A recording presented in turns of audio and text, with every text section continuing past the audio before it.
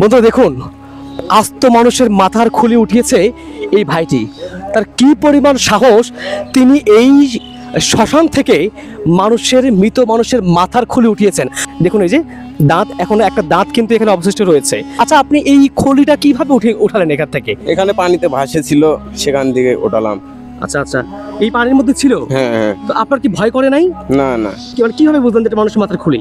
এই যে এটুকু বার হয়েছিল আর কি। আচ্ছা আচ্ছা আচ্ছা, আপনি প্রথমে এইটুকু দেখছেন? হ্যাঁ হ্যাঁ। দেখার পরে উঠালাম, উঠে দিকে মানুষের মাথা। ও, এটা আপনার এই ময়লা ছিল, পরে আপনি ধুয়েছেন পানিতে না? পানি দিয়ে ধোয়ার পরে আপনি দেখতেছেন এরকম মানুষের মাথার খুলি, নাকি আগে বুঝতে পেরেছিলেন? না, মানে ধোয়ার পরে বুঝতে পারলাম। আচ্ছা, এটা এটা এটা কি মনে হচ্ছে, ছেলে মানুষের মাথার খুলি নাকি মেয়ে মানুষের? মেয়ে মানুষের। ও, কেমন বুঝছেন মেয়ে মানুষের মাথার খুলি? এটা এই যে চোখ ছোট ছোট দেখা যাচ্ছে। ওই চোখ ছোট ছোট, এই জন্য বুঝতে পারতেছেন এটা মেয়ে মানুষের মাথার খুলি। এই খুলিটাকে উনি কাদা মাটির ভিতর থেকে তুলে এটাকে পানিতে ধুয়েছেন। আর তার সাহস দেখে আমি অবাক হয়ে যাচ্ছি যে একটা মানুষ হয়ে মানুষের আস্ত মাথার খুলি তিনি উঠে সেটা হাতে রেখেছেন এবং সেটাকে কাদা মাটি পরিষ্কার করে তিনি হাতে নিয়ে আছেন। দেখুন এই লোকটা বা এই ছেলেটার কী পরিমাণ সাহস, একটা মাথার খুলি তিনি এই পানি থেকে বের করেছে। আপনি কি করতেছিলেন এখানে? মাছ মারতেছিলাম। মাছ পাতে ধরে এই যে মাথা পাইছি। ও আচ্ছা আচ্ছা আচ্ছা, মানে উনি মাছ ধরতে আসছিল এখানে।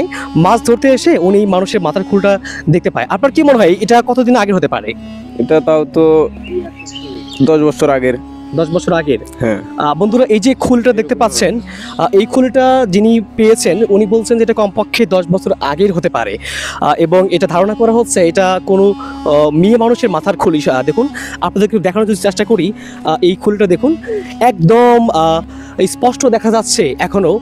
এই যে দাঁতের কিছু অংশ নিচে রয়েছে এবং উনি এটাকে পরিষ্কার করেছে। এইগুলোর ভিতরে কাদামাটি ছিল, আমি দেখলাম উনি এটাকে ধুয়ে দিয়ে পরিষ্কার করেছে।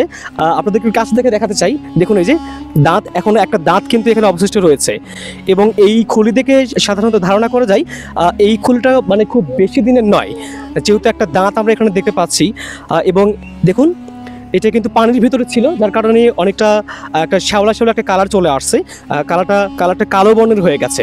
দীর্ঘদিন যাবত এই খুলিটা পানির ভিতরে পড়েছিল এবং পানির ভিতরে পড়ে থাকার ফলে এই ভাইটি এখানে তিনি মাছ ধরতে আসেন।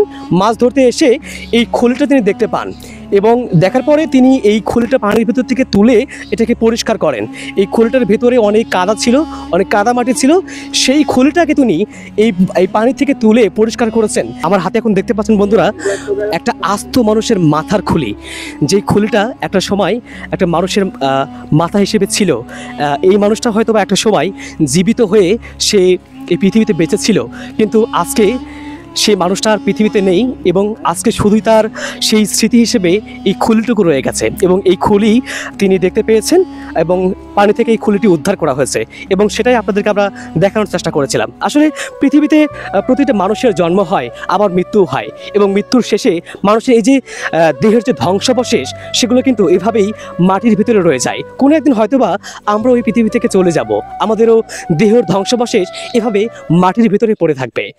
এই হলো মানুষের জীবনের শেষ পরিণতি। সুতরাং মনে রাখবেন, আপনি যে মাথার বুদ্ধি খাটিয়ে, যে মাথার বুদ্ধির মার পেঁচে ফেলে মানুষকে ঠকিয়েছেন, মানুষকে কষ্ট দিয়েছেন, যে মাথার বুদ্ধিতে অন্যের সম্পদ অন্যায়ভাবে ছিনিয়ে নিয়েছেন, যে মুখের কথা দিয়ে মানুষের অন্তরে আঘাত দিয়েছেন, আপনার সেই মুখমণ্ডল, আপনার সেই মাথার শেষ পরিণতি একদিন এমনই হবে। সুতরাং সংক্ষিপ্ত এই জীবন নিয়ে খুব বেশি বাহাদুরি করবেন না, খুব বেশি অহংকার করবেন না, কারণ মানুষ মরলে তার দেহ খায় পোকে আর সম্পদ খায় লোকে।